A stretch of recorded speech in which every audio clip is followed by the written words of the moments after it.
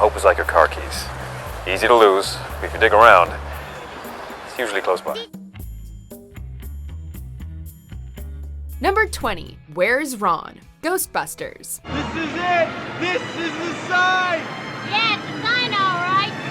Going out of business. Believe it or not, the Stay Puft Marshmallow Man isn't the most random character who pops up in this comedy classic. When our heroes are forced to shut down their protection grid, a horde of ghosts are released. As all hell breaks loose, numerous onlookers gather around the firehouse. If you've seen your fair share of adult films, one particular New Yorker might stand out. Sporting his signature mustache, porn star Ron Jeremy gazes up with his mouth agape. Sprinkled amongst a crowd of extras, it's easy to miss the hedgehog, and you may need to zoom in to get a good look. Number 19. The Diggler, Boogie Nights. It's only fitting that we'd transition from Ron Jeremy to a film about the porno industry. Jeremy didn't shed any skin in Ghostbusters, but the artist formerly known as Marky Mark bears all in Boogie Nights. I got a feeling beneath those jeans is something wonderful just waiting to get out. Okay, not really.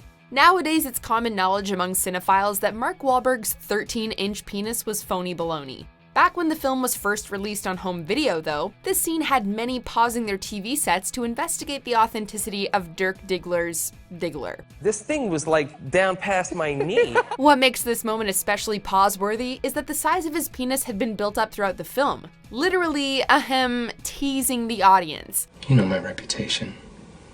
13 inches is a tough load. I don't treat you gently. It isn't until the end that we're given a peek at his manhood, in all of its prosthetic glory.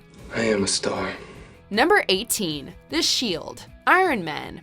Let's face it, this is not the worst thing you've caught me doing. When Nick Fury appeared in the post-credit scene for 2008's Iron Man, it became clear that this wasn't just the launching point for a potential trilogy, but an entire cinematic universe. Even before Fury showed up, there were signs that Marvel had bigger plans in mind. In Tony Stark's workshop, Captain America's incomplete shield resides on his desk. The Star-Spangled Shield would make a more obvious appearance in Iron Man 2, and within the next year, Chris Evans made his cinematic debut as the first Avenger.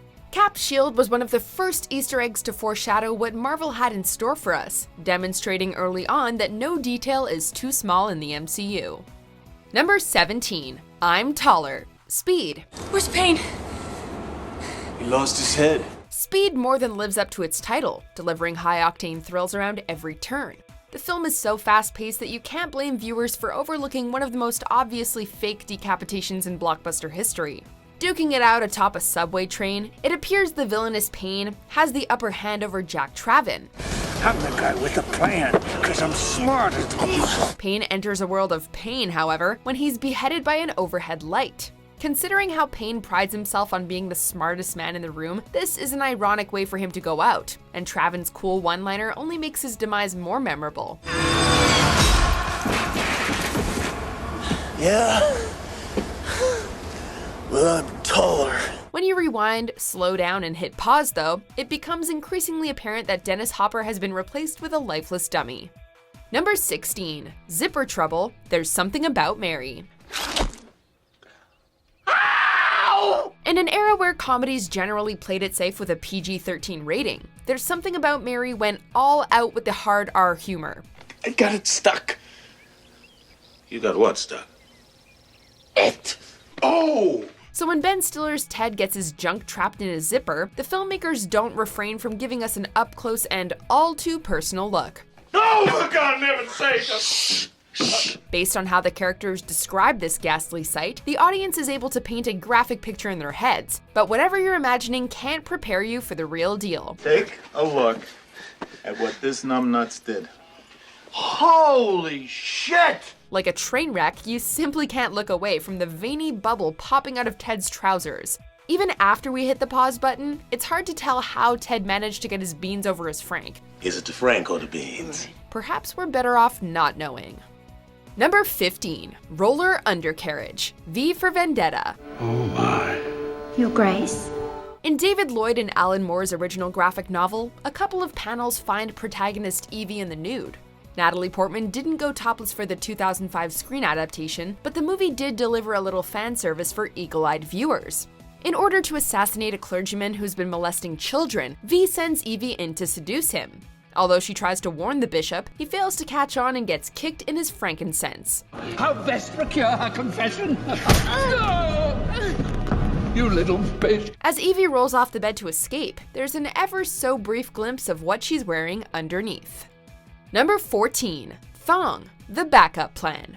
Jennifer Lopez's butt has essentially become part of her brand, and it's seemingly on full display in this romantic comedy. This is my old ass. Playing a woman who finds true love after being artificially inseminated, Lopez observes her changing body in the mirror. Assuming you weren't watching the film with your significant other, there's little doubt that you rewound and paused to further examine Jen's curvy rear in a thong. As Lopez revealed in an interview, she actually had a body double stand in for her. Lopez claims it was her idea to include this scene, saying, quote, "We should have a real pregnant lady double do it." Oh well, it's not like you can't see J-Lo's legendary booty elsewhere. Number 13. Topless frames, The Rescuers. I do that all the time, darling. Now, come on. Stop worrying. At first glance, The Rescuers is another innocent family romp from the House of Mouse. When the film was released on home video for the second time in 1999, however, attentive viewers noticed something a tad risque about this G-rated flick. Hitching a ride on the Orville, Bernard and Bianca fly past the image of a topless lady in the New York background. Of course, you'd never spot the scantily clad woman unless you paused with perfect precision. Chances are we'll never know who was responsible for sneaking this bit of nudity into the film. All we know is that Disney had to recall over 3 million videos to correct the controversy. Number 12. Legendary cameo, Man of Steel. Christopher Reeve sadly didn't live long enough to see Henry Cavill assume the mantle of Superman.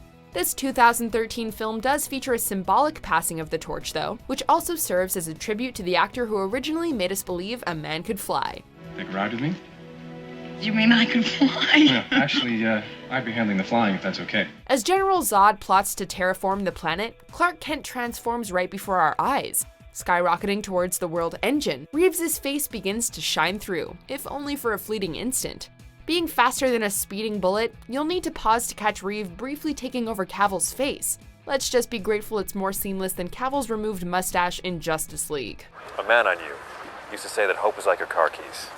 Easy to lose, but if you dig around, it's usually close by. Did you ever fight a hippo? Number 11. Mrs. Robinson, The Graduate. Mrs. Robinson, you're trying to seduce me. This scene is intended to be sexy and uncomfortable all at once. Director Mike Nichols achieves this through clever editing that puts the audience in Benjamin Braddock's shoes. Making it clear that she's indeed trying to seduce Benjamin, we get a glimpse of a naked Mrs. Robinson in the reflection of her daughter Elaine's photograph. Oh, God. Standing right in front of her, Benjamin does his best to avert his eyes, but ultimately catches a couple of peeks of the topless Mrs. Robinson. These bits of nudity fly by so quickly that the audience may second guess what they just saw. Jesus Christ. Benjamin, I want you to know that I'm available to you, and if you won't sleep with me this time... Oh, my Christ. If you won't sleep with me this time, I want you to know that you can call me up anytime you want and we'll make some kind of an arrangement. With the ability to pause the film, however, you can see clearly everything that Mrs. Robinson was offering. Number 10. Horror History, The Cabin in the Woods. Congratulations go to maintenance,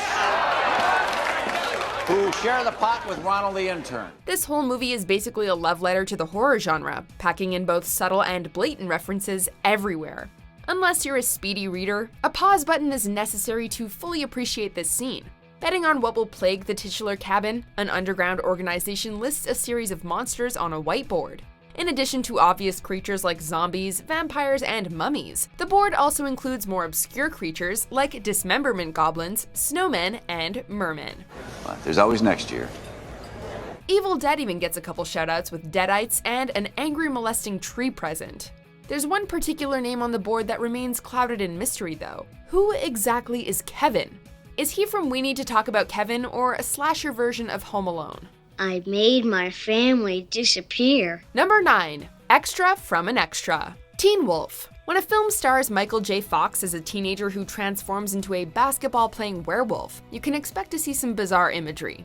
The film's strangest moment, however, apparently wasn't even intentional. In the end, Scott Howard wins the big game, shares a passionate kiss with Boof, and they all live happily— Whoa, wait a second. Is that an extra's fly down? I would have also accepted the scene at the end at the basketball game where the guy in the crowd has his dick out. Contrary to what Family Guy will tell you, it turns out the extra in the crowd isn't a guy, but a woman whose face can be seen in the film's full-frame version. Christina Haggerty, another Teen Wolf extra, provided further insight into this wardrobe malfunction, suggesting that the women's pants were probably unzipped or unbuttoned because they were too tight. Number 8. Commando cartoons. Who Framed Roger Rabbit? You don't know how hard it is being a woman looking the way I do. Jessica Rabbit could be a Playboy bunny, and not just because her husband is a literal rabbit. This cartoon dame is one of the most overtly sexual temptresses ever put to paper, so much so that she might have snuck her private parts past the censors. I'm not bad. I'm just drawn that way. When the film was released on Laserdisc, reports surfaced that Jessica can be spotted going commando when she's flung out of Benny the Cab. At 24 film frames per second, this moment goes by in a flash, and in more ways than one. Although this scene has been paused time after time, it's still heavily debated if Jessica really exposed herself. In any case, the scene was altered in future releases to avoid further controversy. Number 7. Give Up the Ghost. 3 Men and a Baby. Do you remember there was a ghost in your movie? There are several movies that supposedly experienced paranormal activity on set, but you wouldn't expect 3 Men and a Baby to be one of them. What's your point? There's a scene in the movie where people say that the camera caught a ghost on film. Apparently in the background of one of the scenes, there was this boy that nobody remembers from set, spirit photography. In what seems like a pleasant scene between Ted Danson, his mother, and his infant daughter, a mysterious figure is visible in the background. Look at the way she's looking at me. As if that's not eerie enough, a rumor surfaced that a 9-year-old boy took his own life in the house where the film was shot years earlier. There's actually a reasonable explanation for all of this. The image in the window is just a Ted Danson cutout, and the scene was really shot on a soundstage. The story was that this kid died in the house where we shot the movie. Oh, yeah. This little boy. Yeah. Well, we shot on a soundstage. They built the set and all. Considering that Leonard Nimoy directed the film, though, you can't blame people for wanting to believe something supernatural was afoot. Number 6. The Munchkin Suicides. The Wizard of Oz. As Dorothy, the Scarecrow, and the Tin Man set out to meet the wizard, an unidentified Munchkin prepares to meet his maker. At least that's how the urban legend goes. According to an age-old rumor, this otherwise cheerful musical number features a Munchkin hanging himself between some trees in the background. The scene had conspiracy theorists everywhere pausing their TVs until the film received a remastered release, revealing that the silhouette was really a stork stretching its wings out. Yet some continue to argue that the bird was merely edited into later versions as a cover-up. Could there be something more sinister going on behind the emerald curtain? Number 5. Secret Surprises. Tron. Disney is known for working hidden Mickeys into their movies, causing audiences to constantly freeze frame. One of the most elusive examples can be found in this 1982 sci-fi adventure. In most cases, hidden Mickeys are subtly integrated into the background. This one, however, practically engulfs the entire screen as the solar sailor flies by. You'd think this would be easy to spot, but Mickey's distinctive mouse ears would evade most people if it weren't for the pause button. Mickey isn't the only one who makes a cameo, as Pac-Man somehow wandered out of his maze and into the grid. It's a shame Wreck-It Ralph wasn't around, since he happens to know both Tron and Pac-Man. Help! Hey, Tron! Johnny! Number 4. Disney Debauchery. The Lion King. Ever wonder what those sparkly dots are up there? If you thought Can You Feel the Love Tonight had sexual undertones, be prepared to have your mind blown.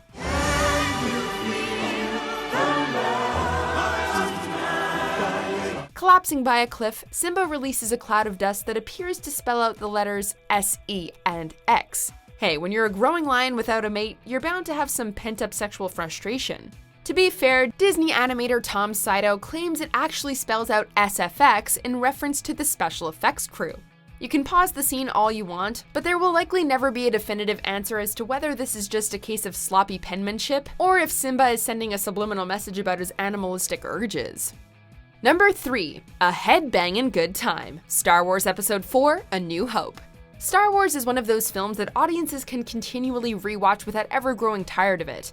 The same can be said about this scene, which has given countless fans pause. Entering a room with his squad, a clumsy stormtrooper bumps his head on the door above. Take over. The head-bumping stormtrooper is so infamous that he even has his own Wikipedia page. George Lucas even decided to embrace this happy accident, amplifying the sound effect for the film's 2004 DVD re-release, and paying homage to the scene in Attack of the Clones, when Jango Fett bumps his head. Considering that stormtroopers are clones of Jango, we guess their head-bumping habit is hereditary. Their lack of spatial awareness may also explain why they never hit their targets. Number 2. Brad Pitt flashes. Fight Club. In this cult classic, Edward Norton's narrator mentions that Tyler Durden likes to sneak his own contributions into movies while working as a projectionist. That's when you'll catch a flash of Tyler's contribution to the film. It appears Tyler also had some fun in the editing room for this movie, as he splices himself into 4 scenes before properly introducing himself. Nobody knows that they saw it, but they did. In addition to these subliminal frames, Tyler is also present in a TV ad dressed as a waiter, which could be alluding to his other job peeing into soup at a hotel. Ingeniously foreshadowing Tyler's true identity, moments like these demonstrate why Fight Club merits repeated viewings, with the remote on standby. Even a hummingbird couldn't catch Tyler at work. Before we unveil our top pick, here are some honorable mentions. Maybe the wind can't blow what it can't see.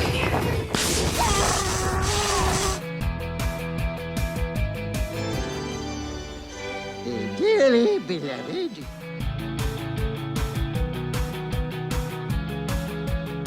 Jim, you do realize that that lid is see-through, right?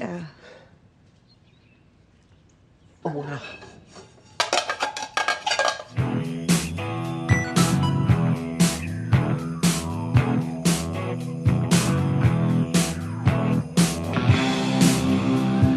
I move for a vote of no confidence in Chancellor Valorum's leadership.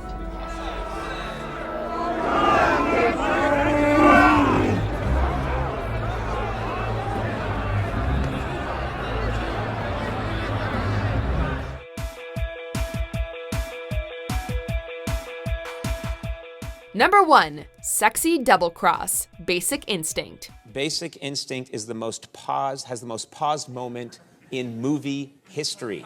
In all of movie history, it is the most paused moment. What moment would that be?